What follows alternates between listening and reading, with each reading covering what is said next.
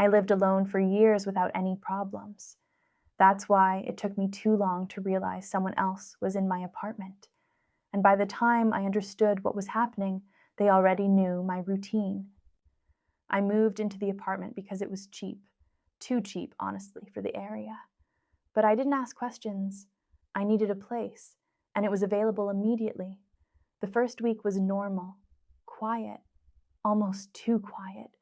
No neighbors I could hear, no doors slamming, no footsteps in the hallway. I work late hours, so I'm usually up past midnight. That's when the first strange thing happened. I heard my front door lock. Not open, not close, lock. I froze on the couch, staring at the door.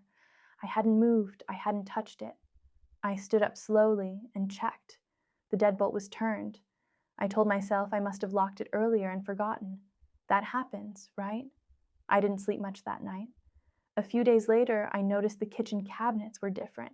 Not open, just wrong. One door was slightly crooked, like it had been closed too hard. I don't slam cabinets, ever. Still, I ignored it. That was my biggest mistake. The next incident was harder to explain. I got home from work around 1:30 a.m. As soon as I stepped inside, I smelled something off.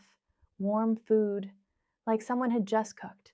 But the apartment was empty, cold, silent. I checked the stove, off. Microwave, clean.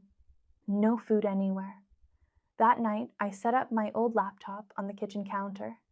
I turned on the webcam and let it record while I slept.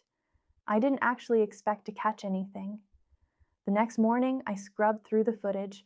For hours, nothing happened, until 3:12 a.m. The kitchen light flicked on.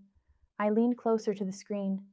The camera didn't capture the hallway, just the edge of it, but I could see a shadow stretch across the floor. Someone stepped into the kitchen. I couldn't see their face, just their outline. They stood there, completely still, for 6 minutes. Then they turned off the light and walked back out of frame. I watched it 3 times. I didn't call the police. I don't know why. Panic, maybe. Denial. I convinced myself it was a reflection, a glitch. That night, I locked my bedroom door. At around 2 a.m., I heard breathing, right outside my door, slow, deliberate, like someone trying not to be noticed. I didn't move, didn't breathe. Then came the whisper, my name. Not loud, not urgent, just enough to make sure I heard it. I stayed frozen until morning. When I finally opened the door, there were scratches near the handle, thin, uneven, like fingernails. I packed a bag and left that morning. Didn't even grab everything. Before I walked out, I checked the hall closet one last time. There was a mattress inside, a used one, with an indentation still pressed into it. Someone had been living there, listening, watching, waiting. I moved out that day.